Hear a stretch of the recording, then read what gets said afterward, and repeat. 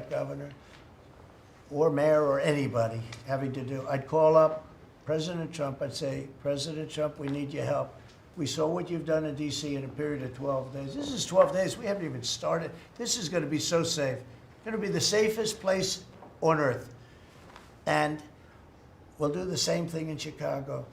But I'd like to be asked, as opposed to just going in and doing it. Because, you know, when you go in and do it, then they start screaming, oh, he shouldn't be here. We don't need him. We're doing so well. And then the better we do, they take credit for it. So it's really pretty unfair. Mr. President, Yes, on go ahead. crime, for a lot of victims like myself, a big concern is long-term sustainability.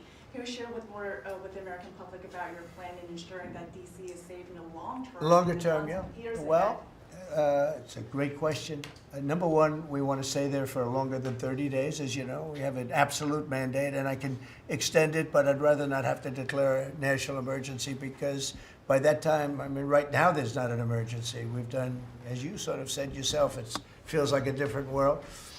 We've got under arrest and prosecution, and we've thrown out, taken some, and we're in the process of taking hundreds out of our country that shouldn't be here. And these are hardcore professional criminals. They were born to be criminals, in my opinion, but they're seriously bad people. Murderers, drug dealers, you know them all. You see them all as you walk beautifully to work, and every once in a while somebody puts a gun to your head, because that's what happened in your case. We're getting a lot of them out of the country. We're putting a lot of them in prison because we're afraid to bring them out of the country. They could come back. You know, as good as we're doing, they could come back. We don't want them back. And that's going to solve a lot of it. We also think there should be a presence here for long enough. We should also work with our police department because you have very good police here. Very good. We're working very well with them, by the way. And we have to work together for a while. We have some people that are very tough and very strong.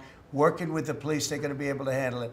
And you know what? If it gets a little bit bad, a little bit, just a little bit, I'll bring them back in and we'll straighten it out and we'll make it perfect. You're going to be so safe in the city. And you're going to have the city beautified. We're going to be giving out, we're working with Clark, as you know, construction. They're the biggest. They're working with me also. We're building a beautiful ballroom for the White House. They've been after it for 150 years, employs a lot of people. It's going to be as beautiful a ballroom as has ever been built.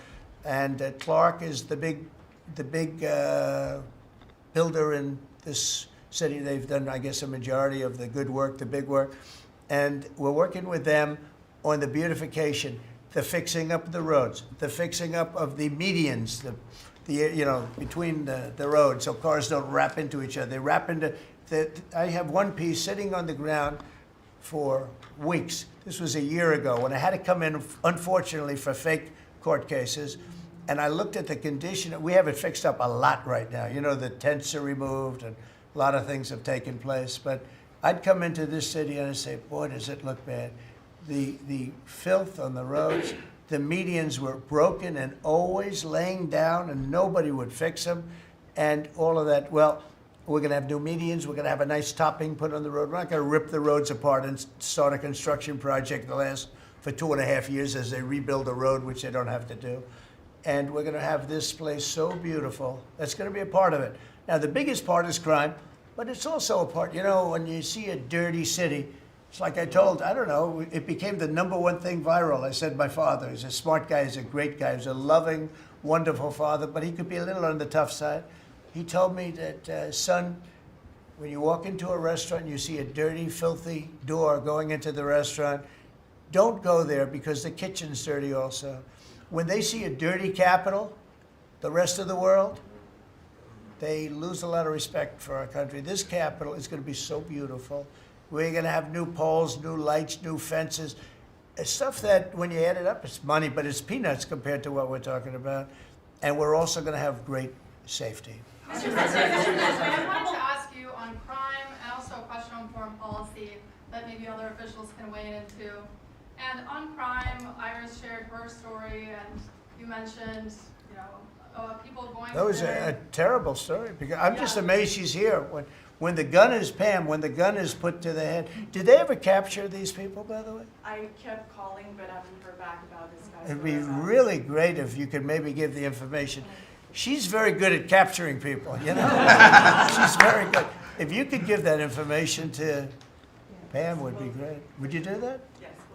Wouldn't, you'd love to see them. I would assume you'd like to see them For captured. sure. You yes. can't, you Been just waiting can't. for years. Yeah, take a good look at that. So, Go ahead, so just go a ahead. Just a few weeks ago, I was out to dinner with my husband, and, we're taking the metro back, and then we get attacked on the metro. They're throwing things, some teenagers, they're throwing liquid at us. Oh, they're throwing things. They throw, how about where they chop down the granite curbs and the concrete curbs, but the granite curbs so expensive. Those granite curbs, nobody uses them because they're so expensive. And you see a guy chopping them and handing out big chunks of them like a brick because they couldn't get in because people were stopping them from walking out. A little bit unusual when you're walking with a bag of bricks. Generally speaking, Sean, that's not a good sign. Right? It's not a good sign. But they now come in with hammers. They can disguise a hammer, and they start pounding the concrete and the granite, and they hand out chunks. And those people take those chunks and start throwing them at cops, or they stand on the top of bridges and they drop them down into the windshield of your car, and you get killed running into a light pole. It's those days are over. I wanted to ask you, Governor Hochul, Kathy Hochul said that she spoke to you on the phone, and you said you might send National Guard troops to New York. You mentioned that. So will you? I'd love to do will you it be if sending she'd troops like. to I them? get along with Kathy. If she'd like to do that, I would do it. See, look, New York has difficulty like other, and I don't want to make this I want to make this like friendly, but the places we're talking about happen to be virtually all Democrat run. Now, take a look at your 25 places that are most troubled. Everyone, except maybe one, and it's way back in number 24 or 25, but essentially 25 out of 25 are run by Democrats, and cashless bail was a disaster. When they did that, and I believe it was instituted first in New York, but when they did cashless bail, that was a tragedy for this, because that's when it really started getting bad. When somebody kills somebody, you don't say you can come out, you don't have to put up anything. You put that person in jail and you find out whether or not it's true, but you don't give cashless bail with a promise to come back in a couple of months, we'll start talking to you. Because they go out and they kill other people, and you can't do that. The cashless bail has been, it's just a woke thing. It's got to stop. You see that, Christy, better than anybody. It's got to stop. It causes unbelievable, and we're doing that. We're stopping it in D.C. I would love to have the governor of Illinois call me and say, look, we have a problem in Chicago. We will stop that problem in Chicago in 2 months, maybe less, 2 months. We'll stop it. These are tough cookies we have working for us. These are tough cookies. These are not politically correct soldiers that I won't go into definitions of what that means, but these are not politically correct soldiers. These are rough guys. I watched it last night. I see it. I saw them the other day when we went down and we spent some time together with them. These are tough cookies. These are not people that you're going to laugh at and spit in their face and they're not going to do anything about it. And these people, they're afraid, these gang members who are bad people too. These are bad. These are just bad people. Ours are bad, but they're bad in a good sense, right? You don't understand that, Scott. And we can solve Chicago in 2 months. Now, then, as per your statement before, we have to keep it going, and we'll be able to keep it going. The first thing you have to do is get it down. We are very close to being at that position in D.C., and within a month, we will be, within a month from when we started, which is quicker than I thought, you're going to feel very, very safe. I think you feel very safe right now. But I would love it to have these governors, mayors call me and say, we'd like to invite you into our community because we have a problem and you can handle the problem and we can't. One other thing, sanctuary cities, they should be terminated. They're sanctuary for criminals. They're safety and security for criminals. They are very, very bad. And all of these places have big sanctuary cities, and all they're doing is protecting criminals. Okay. About Lisa Cook. You have spoken out very strongly for a long time about what you see as the weaponization of government. Yeah. Is your administration weaponizing No. government by digging into the mortgage records of officials you don't like? No, they're public. I mean, you can find out those records. You can go check out the records yourself. And you should be doing that job, actually. You wouldn't do that because that's not the kind of reporter you are. But you should be doing that job. I shouldn't have to be doing it. if you did your job properly, we wouldn't have problems like Lisa Cook. But Go ahead, you were going to say something? So would you be Go. trying to fire Blue? Lisa Cook if she had voted to President, lower on- interest rates? On national Please. security. I think we a have to have follow- lower interest rates, yes. A follow-up question for you and Madam Attorney General on national security. We've heard from Stephen Miller yesterday in the Oval Office that there are street criminals here in DC who are actually found to be doing business with transnational criminal cartels That's right. overseas. And we know who they are, and we know who they're doing business with. And we're arresting the people, very strongly arresting, and we're keeping them there because, you know, your laws here make it very difficult. And one of the other laws we're trying to get done, because you have 14-year-old kids that are just as tough as a 25-year-old kid, just as dangerous, and they carry the same gun. And we have to make a provision where they're treated like older people, because these are seriously tough, bad. They're children, but they're criminals, and they're really bad criminals. And they're used by older people because they never get charged because you can't do anything to them. But we are getting that change, Pam, I hope, because you have 14-year-old kids that are evil, they're sick, and they have to be put away. Something has to be done because you can't have a society where they're allowed to walk the street. You know that better than anybody. President, On your way to Alaska. I can't believe it. You're not tired holding that? Look I have at a few this. more questions. How strong are you? How strong are you? Look at him. He's been holding that thing for 3 hours. You're a good fisherman. Well, I should give that a shot. Go ahead. On the way to Alaska, you had mentioned that there would be severe consequences if Vladimir Putin did not agree to a ceasefire. Yeah. After that summit that was rolled back, given the negotiations, is he back on the clock now? I want to see that deal end. It's very, very serious what I have in mind if I have to do it, but I want to see it end. I think that in many ways he's there. Sometimes he'll be there and Zelensky won't be there. You know, it's like, who do we have today? I got to get them both at the same time. But I want to have it end. We have economic sanctions. I'm talking about economic, because we're not going to get into a world war. I'll tell you what, in my opinion, if I didn't win this race, Ukraine could have ended up in a world war. We're not going to end up in a world war anymore, but it would have ended up possibly in a world war. That would have been they were ready to trot. But just like India and Pakistan, we're going to end up in a nuclear war if I didn't stop them. You know, it's sort of strange. I saw they were fighting. Then I saw 7 jets were shot down. I said, that's not good. That's a lot of jets, you know. $150 million planes were shot down. A lot of them, 7, maybe more than that. They didn't even report the real number. And I'm talking to a very terrific man, Modi of India. And I say, what's going on with you in Pakistan? Then I'm talking to Pakistan on trade. I said, what's going on with you in India? And the hatred was tremendous. Now, this has been going on for a hell of a long time, like sometimes with different names for hundreds of years. But I said, what's going on? I said, I don't want to make a trade deal. No, we want to make a trade deal. I said, no, I don't want to make a trade deal with you. You're going to have a nuclear war. You guys are going to end up in a nuclear war. And that was very important to them. I said, call me back tomorrow, but we're not going to do any deals with you, or we're going to put tariffs on you that are so high. You were there, Howard, right? Yep. You're going to put tariffs on you that was so high, I don't give a damn. Your head's going to spin. You're not going to end up in a war. Within about 5 hours, it was done. It was done. Now, maybe it starts again. I don't know. I don't think so, but I'll stop it if it does. We can't let these things happen. The Russia-Ukraine situation, last week, 7,012 soldiers, 7,012 soldiers died. They were Russian, they were Ukrainian, they weren't American, so a lot of people would say, what do you care? They're not American. I care.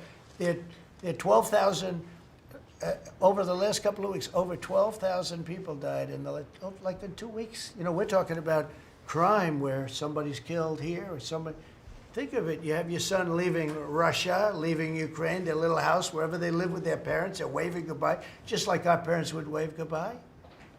And they're waving goodbye, son. And then a week later, his head's blown off in a stupid war by a drone, a whole new form of military problem. So, no, I'd like it to stop. I want to get it to stop. And it will not be a world war, but it will be an economic war. And an economic war is going to be bad. And it's going to be bad for Russia, and I don't want that. Now, I have to also see, because not everybody, Zelensky is not exactly innocent either, okay? It takes two people to tango, and I say it all the time. You got to get them together. I get along with Zelensky now, but we have a much different relationship because now we're not paying any money to Ukraine. Stop that. We're paying money to ourselves. What's happening is NATO is buying all of the equipment and paying in full. But even with that, forget about that. I want to get it stopped because it's a lot of lives that are being lost. Every week it's 7,000, 5,000, 6,000. I get the reports, and I see battlefields. I'd rather not see them. And you read about Gettysburg. You read about Gettysburg, and you see those 600,000 people. But in that war in particular was really bad, like 150,000 or something, just dead body. I'm seeing the same. I see pictures. I see satellite pictures of heads over here, arms over here, legs over here. And this is like a modern age. It's no different than the worst wars that I've ever seen.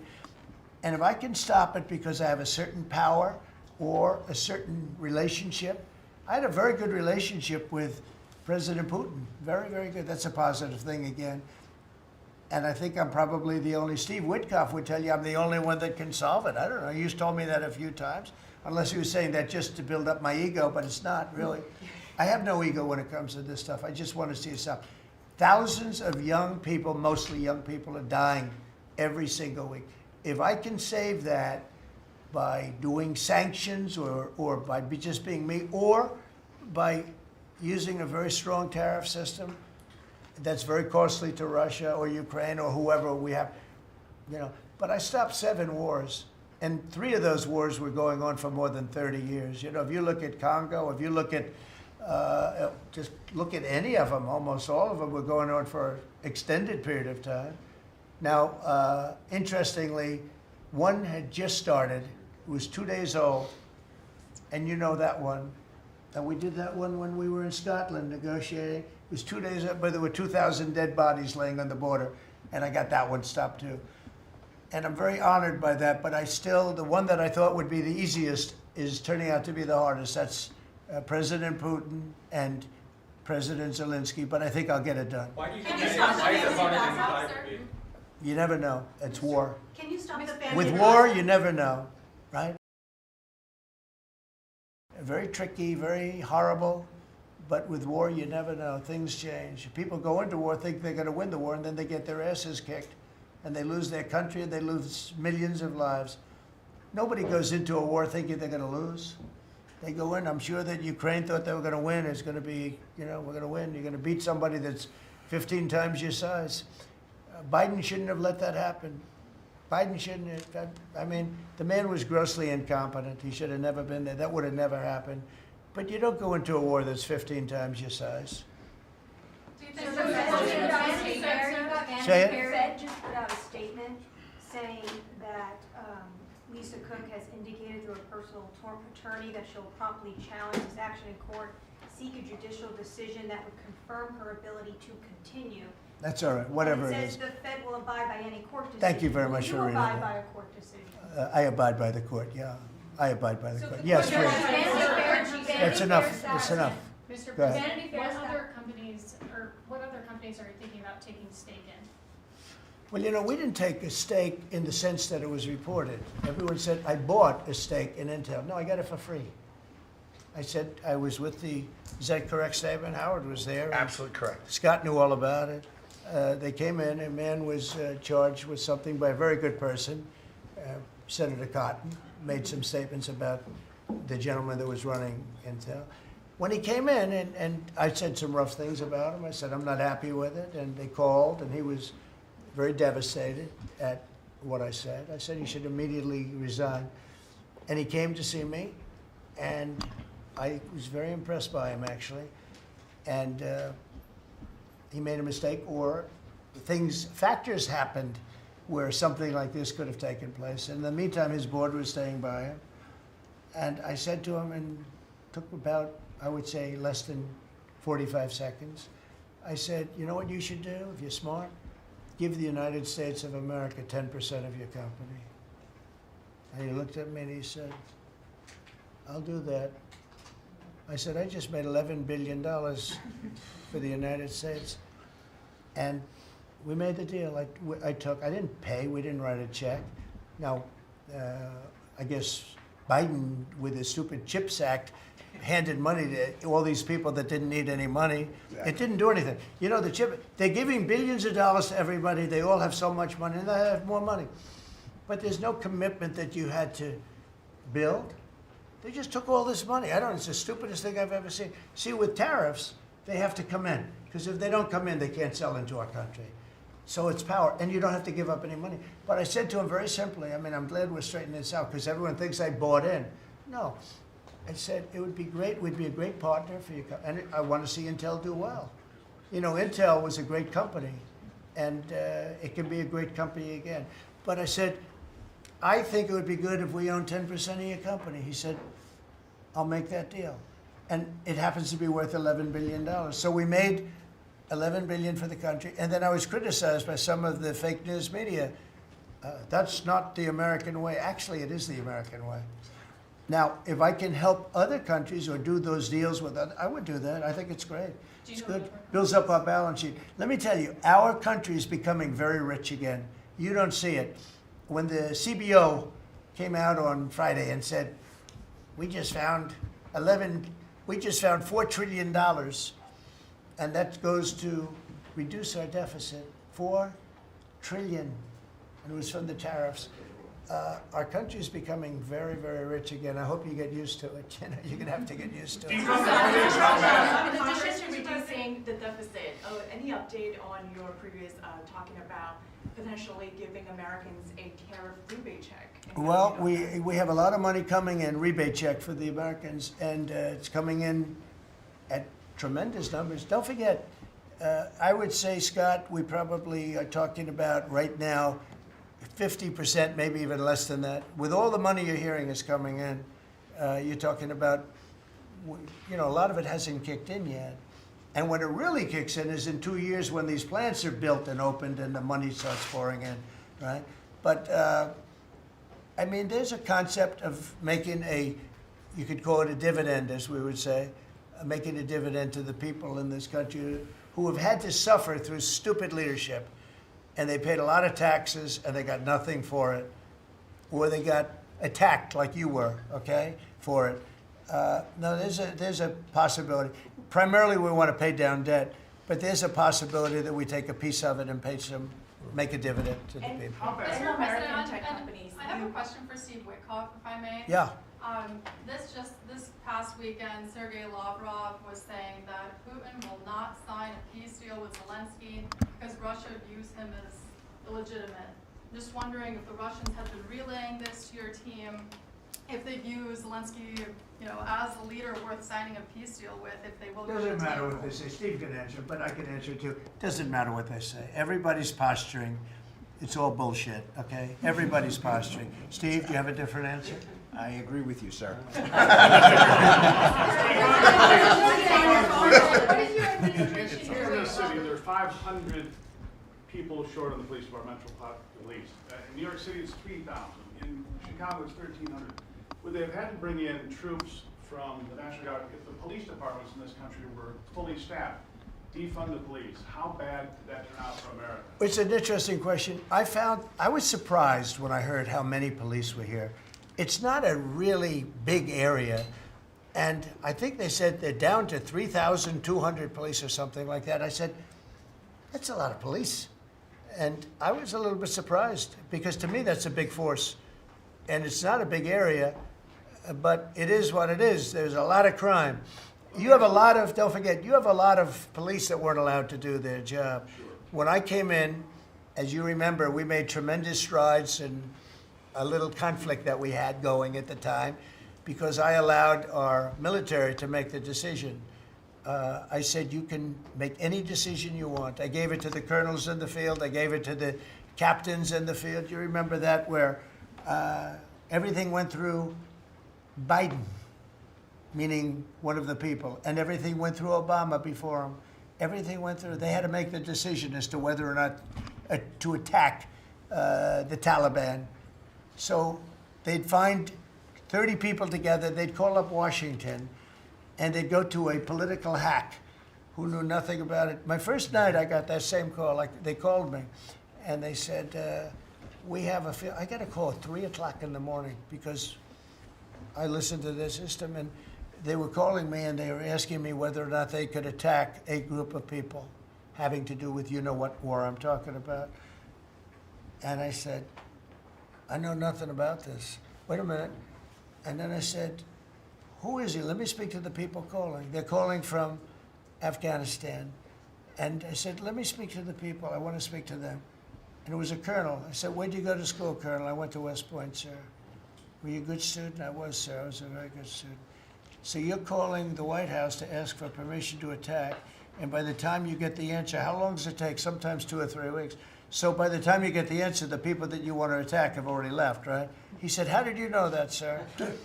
I said, let me ask you, so you're a good student, you went to West Point, and you love the military, right? Yeah. You make the decision. And I gave all those guys that went to all these great schools, and they're all military people, I gave them the right to make their own decision, and we kicked ISIS's ass. Don't forget, ISIS was supposed to be, take 5 years to terminate him, and we had a man named Raisin Kane, who happens to have done the whole thing in Iran.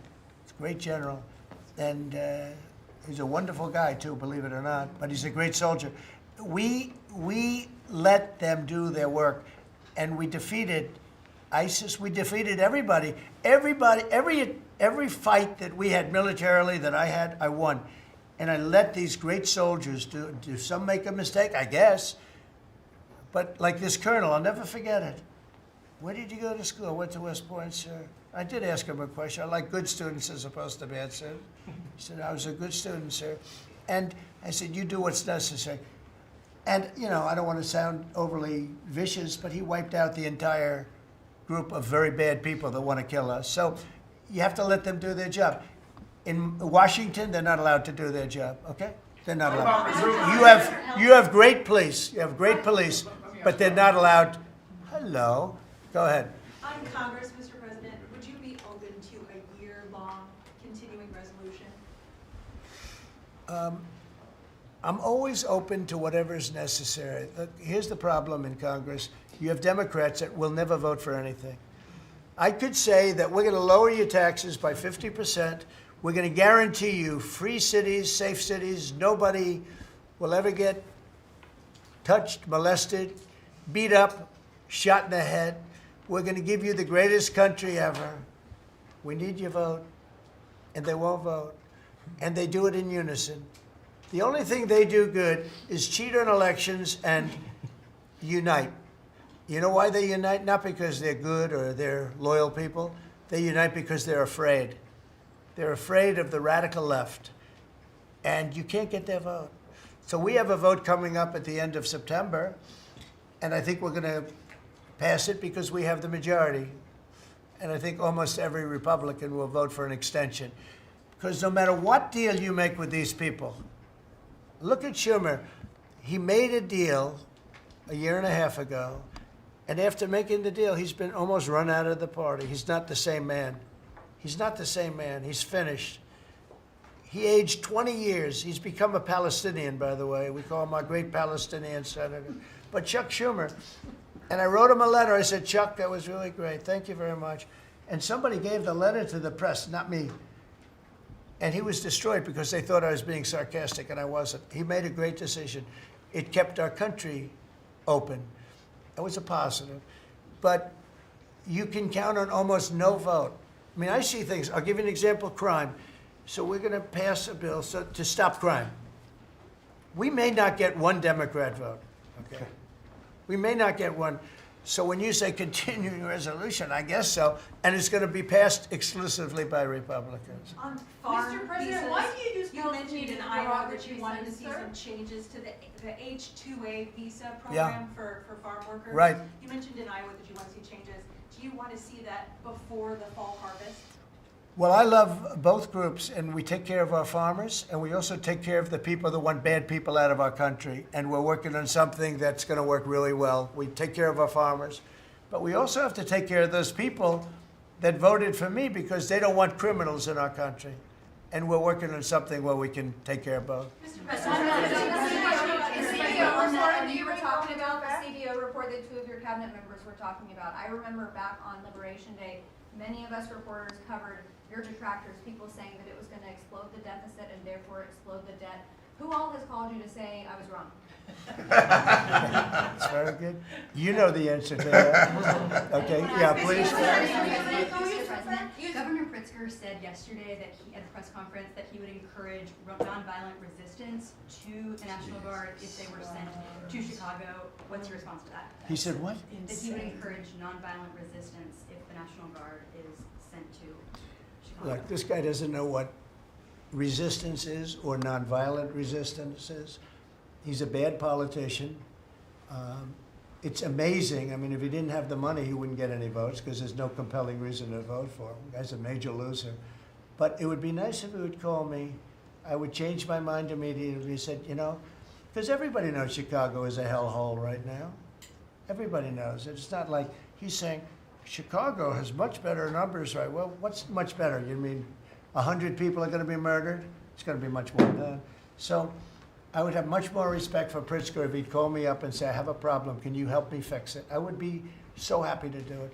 I don't love, not that I don't have the right to do anything I want to do. I'm the President of the United States. If I think our country's in danger, and it is in danger in these cities, I can do it.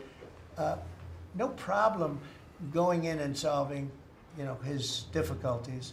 But it would be nice if they'd call and they'd say, would you do it? And we do it in conjunction. Now, we work very well with the police because we naturally get along with the police. So the police and us work really well together, whether the mayor is opposed or whether, I mean, you have a really rotten mayor there too. He's got a 6% approval rating in Chicago. And I see black women wearing a red MAGA hat last night on television. Please let the president come in. My son was attacked. You have a force of black women. They're like only Trump. They want Trump to come in.